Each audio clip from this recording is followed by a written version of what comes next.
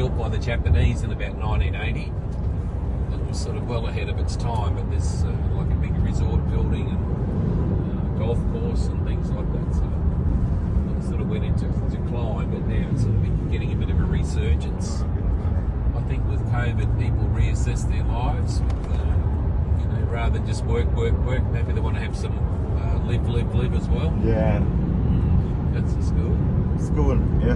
Small school. New. Maybe 50 children there. Yeah. Yeah. Probably started in the 1800s sometime.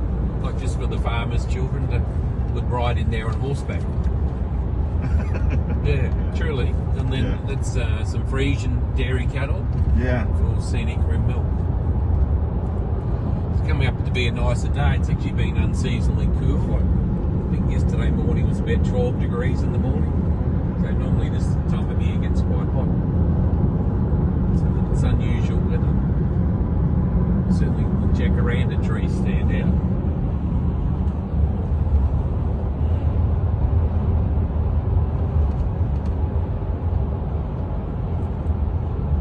Do you think there's still opportunities in building? In the building trade, or just short of the border? Yeah.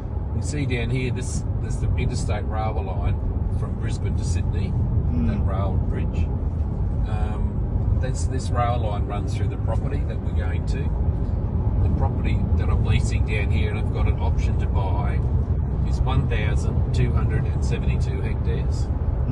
It's about 3,000 acres, yeah. Oh, how price?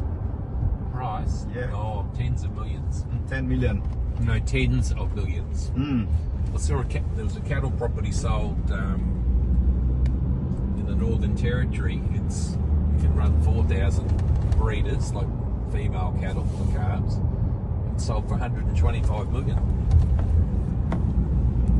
This one they grow the grass? It would grow some corn actually. See the corn? What they call yes, corn for people and maize for animals. So they'll chop that up and feed their dairy cattle. There's a little dairy down here actually. They have Jersey cattle, Jersey dairy cows. It's all them there. There's a milking shed up here. So when the area was first settled by white people, well, Europeans, there was about 550 dairies in the area. Now there's only about 6. Yeah, because rationalisation and supermarkets were selling milk for $1 a litre.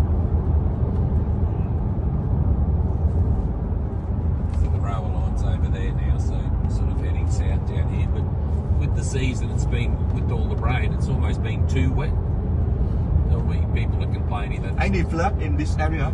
It does flood next to the river. Next to the river? Yeah. And you'll see down here, actually, when we go to the property, you'll see where water has come along the creek lines, etc.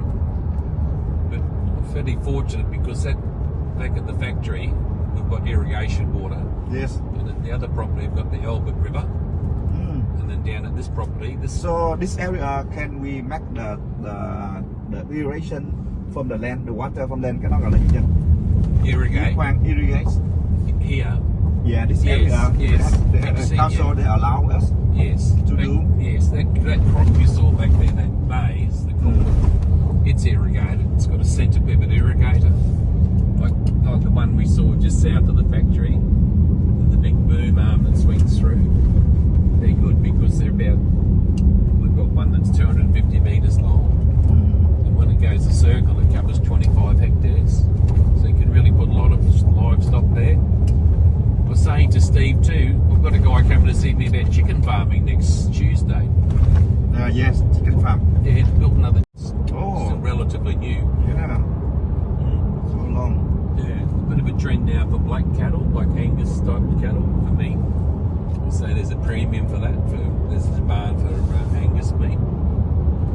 They come with black cattle. So with the herd of cattle that we've got at work, they're drought masters, and we produce calves which we sell back to the start. Down here we've got Boss Indicus cattle. They're like non-European. They're more tick resistant. We'll run we run Angus bulls with these, and then we'll have black calves, and they'll go into like the feedlot for finishing or